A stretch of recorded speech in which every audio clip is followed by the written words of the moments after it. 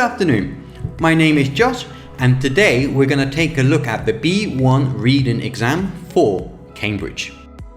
Now with reading, the one biggest advice I can give you is to enjoy reading. Now when you enjoy reading, it will help you to go through the exam much quicker than if you don't enjoy reading or if you don't practice reading. Let's take a look at each part. In total there is 6. Part number 1 is relatively quite straightforward. You will get if given an image with a text inside the image and you need to choose A, B, C to answer the question. Now make sure you double check that you understand the question, because the answers could be connected to the image, but you need to answer the question, not just put the questions to the image. Now over to part 2. With part 2, you need to find out what the person's opinions or what they want. In total, there is 8 different texts about a certain activity or a topic. The topic or activity can range from anything. It could be about going to the theatre or the cinema, or it could be about sports or fruits. After you have read the 8 texts, you will then have 5 different texts from people or couples, and each one will require a certain style of activity or what is happening with the 8 texts.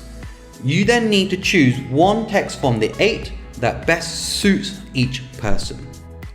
There are 3 that you do not need to use. Now, if there is one thing negative, for example, if the person requires parking but this place doesn't have parking available, then that is not the answer. So everything needs to be positive. Everything needs to be answered through what the person is asking. Now we're going to head over to part 3. Now part 3 is where what I mentioned before about practicing reading. Part 3 is where it's going to be most useful because you will have a long text and you need to be able to read it quickly within the time limit. With that, you will then have to answer 5 questions about that text. Now with each question you will have a choice of A, B, C, but be careful. Once again, read the question carefully. Just because the possible answers have the same word as the text, most of the time that is not going to be the correct answer. So make sure that you understand the question and what the question wants from you about the text. Now with part 4. With part 4 you will see now another long text, but this time there are going to be gaps in the text. With each gap you need to complete it with a series and choices of the sentence available to you. Once again, understand the text, try to think about whether it's going to be contrast or whether you're given an example. Once you put the sentence into the gaps, reread it. If it doesn't make sense, it's probably not the correct answer. So make sure once you put the sentence into the gaps, reread it just to make sure that it is understandable. If it's not understandable, think about a different solution or a different answer to that gap. Now we head over to part 5. Part 5 you will see now another text, once again with some gaps and spaces that need to be complete. This time though, you will be given a choices of words A, B, C or D, and you need to choose one of the words that goes into the gaps. The choices of words could be verbs, nouns, it could be prepositions, it could be many different types of things. So once again, just take a look, choose and then reread.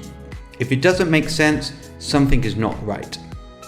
And then the last part, part number 6, possibly the most difficult part for this exam, is the gap fill with no choices. So similar to 5, but this time you have a text and you don't have a choice of words. You need to think of the words that need to be completed. First advice, remember it's always about grammar. Okay, so it's never going to be words like umbrella, no.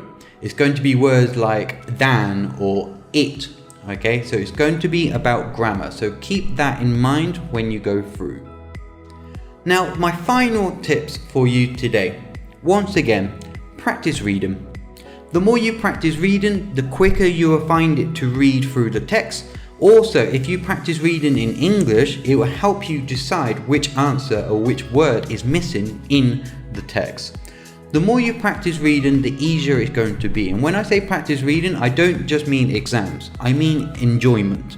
Practice reading a book, things like this will help you to express yourself, and plus you will learn vocabulary which will help you with your speaking and with your writing.